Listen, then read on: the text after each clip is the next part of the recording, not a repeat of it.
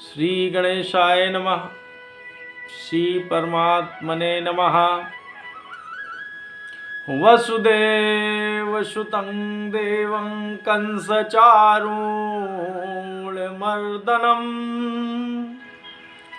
देवकी परमानन्दं कृष्णं वन्दे जगद्गुरुं। श्रीकृष्णं वन्दे जगद्गुरुं। या कुन्देन्दुतुषारहार धवला या शुभ्रवस्त्रावृता या वीणावर्धनमण्डितकराया श्वेतपद्मासना या ब्रह्माच्युत शंकर प्रवर्ति विरदे वया सदा वंदिता सा मां पातु सरस्वती भगवती निशेषजाड्यापहा।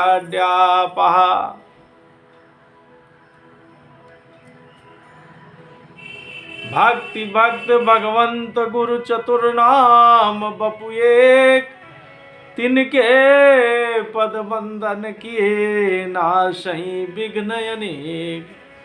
मंगल आई विराजि रहा वस्तु और अनूप हरिजन को जस गावते हरिजन मंगल रूप।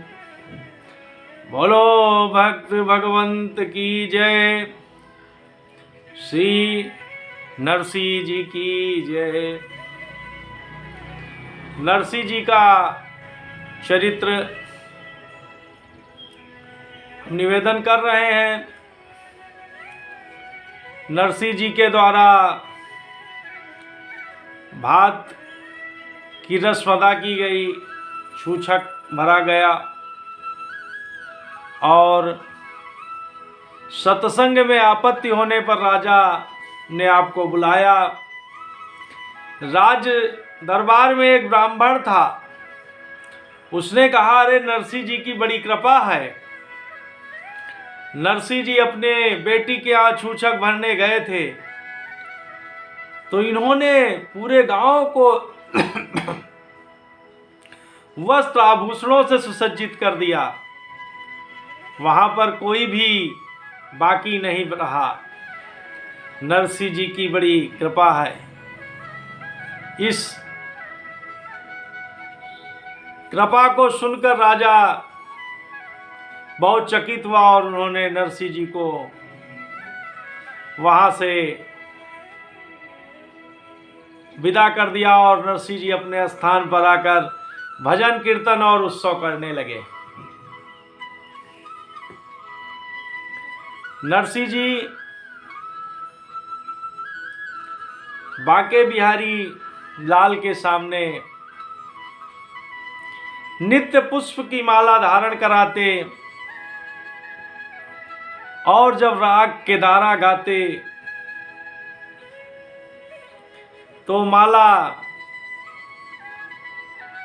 प्रभु की कृपा से नरसिंह जी के गले में आ जाती। इस चर्चा और ख्यात को फैलते देर नहीं लगी। इस चमत्कार से भी लोगों के अंदर आक्रोश आ गया। नरसिंह जी के प्रति अच्छी भावना न रही। उन्होंने जाकर राजा से कानाफूसी कर दिया कि ये जो नरसिंह है ये बहुत ढोंग ढकोसले वाला है। ये कच्चे सूत की माला बनाता है और वो माला फूलों के भार से टूट जाती है और उन्हें उस माला को पहन लेते हैं और राग केदारा के वजह से लोगों में बड़ी ख्याति फैल रही है। राजा ने कहा कि हम जाके नरसिंह जी के राग केदारा की परीक्षा लेंगे। राजा की माता जी भक्ता है। उन्होंने कहा कि देखिए नरसिंह जी परम सिद्ध हैं, आप लोगों के बहकावे में ना आए। आप यहीं से नरसिंह जी को प्रणाम करें, बांके बिहारी लाल को प्रणाम करें। मगर राजा ने अपनी माता की बात नहीं मानी और नरसिंह जी के पास आए और उन्होंने कहा कि वो राग केदारा गाइए जिससे कि बांके बिहारी के गले की माला उतरकर आपके गले में आ जाती। नरसिंह जी राग केदारा अपने यहाँ एक व्यवसायी के यहाँ गहन रखाए थे, उससे कुछ पैसे ले आए थे राग केदारा का गहन रखकर। उस व्यापारी की 2 पत्नियां थीं, उसमें बड़ी पत्नी जो थी वो बड़ी भक्ता थी। उसने नरसिंह जी से अनुनय विनय किया कि हम भी प्रभु के दर्शन करना चाहते हैं। तो नरसिंह जी ने कहा कि समय आने पर पूर्ण होगा। अब राजा पूरे लाव लश्कर के साथ श्री नरसिंह जी के स्थान पर आ गए और नरसिंह जी ने वहाँ पर बांके बिहारी के सामने अपना राग गाना आरंभ किया। राजा एक रेशम की रस्सी से, मजबूत रस्सी में फूलों की माला गुहा कर लाए थे और वही माला बांके बिहारी को पहनाई गई। अब तरह तरह के राग नरसिंह जी गाते, मगर वो माला टस से मस न होती। तो नरसिंह जी अपने राग में ही कहते कि कन्हैया तुम इस भक्त को पिटने दो, तुम कोई चमत्कार नहीं दिखाना। अब नरसिंह जी के पास राग केदारा था नहीं, गहन में रखा हुआ था। नरसिंह जी राग केदारा गाते तो फूलों की माला टूटती। अब केदारा राग था नहीं, तो बांके बिहारी जी ने नरसिंह का भेष बनाया और उस सेठ के दरवाजे गए। तो सेठ की बड़ी पत्नी जिसने अनुनय विनय किया था भगवान के दर्शन के लिए, वही निकली और नरसिंह जी के रूप में उसने बांके बिहारी लाल के दर्शन किए और अपने पति से कहा कि नरसिंह जी आए हुए हैं, ये पैसे लेकर इनका कागज वापस कर दो। तो वो सोया हुआ था, उसने कहा कि अरे तुम ही पैसे लेकर इनका कागज वापस कर दो। वो जो बड़ी पत्नी भक्ता थी उसने नरसिंह जी से पैसे ले लिए और राग केदारा वापस कर दिया। इस तरह से उसकी मनोकामना पूर्ण हुई, प्रभु के दर्शन हुए। अब बांके बिहारी लाल उस राग केदारा के कागज को लाए और नरसिंह जी की झोली में डाल दिया। नरसिंह जी ने वो जब कागज देखा तो नरसिंह जी की आंखें चमक उठी और एकाएक राग केदारा गाने लगे।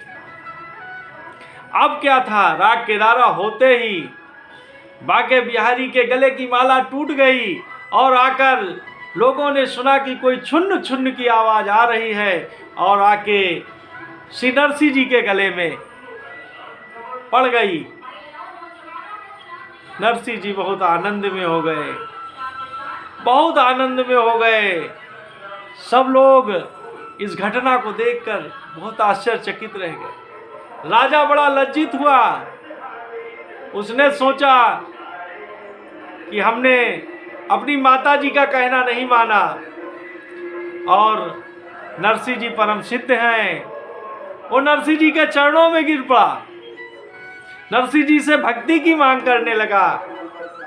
अब आप संत हैं। श्री नरसिंह जी ने उस राजा को अपना भक्त बना लिया। इस तरह से राग केदारा जो नरसिंह जी का प्रिय राग था, जिसको सुनकर हमारे बांके बिहारी बहुत ही आनंदित होते थे। नित्य राग के द्वारा होने लगा। राजा अपने राजपाट में मस्त हो गया और नरसिंह जी फिर भजन कीर्तन करने लगे। एक दिन एक पंडित जी मदन मोहन मेहता की लड़की के लिए रिश्ता लेकर गांव में आए। कई लड़कों को देखा, कोई लड़का उनको पसंद नहीं आया। तब आप नरसिंह जी के यहाँ आए और आपने श्यामल दास को देखा तो श्यामल दास का रिश्ता तय कर दिया। और पंडित जी ने अपनी झोली से चावल निकाले, तिलक निकाला और श्यामल दास का तिलक कर दिया। नरसिंह जी ने कहा कि अरे मदन मोहन जी तो बहुत धनी मानी व्यक्ति हैं और हम साधारण आदमी। तो ब्राह्मण भगवान ने कहा, अरे कहा आप भगत जी सब संभल जाएगा, आप परेशान ना हो। इस तरह से वो ब्राह्मण भगवान श्यामल दास का विवाह तय करके और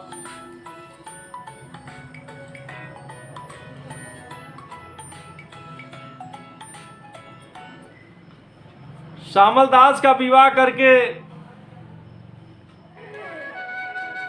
तय करके और मदन मोहन मेहता जी से उन्होंने बता दिया कि श्री नरसिंह जी भक्त शिरोमणि है, उनका लड़का श्यामल दास है, आपकी लड़की की शादी हमने उसी के साथ तय कर दिया।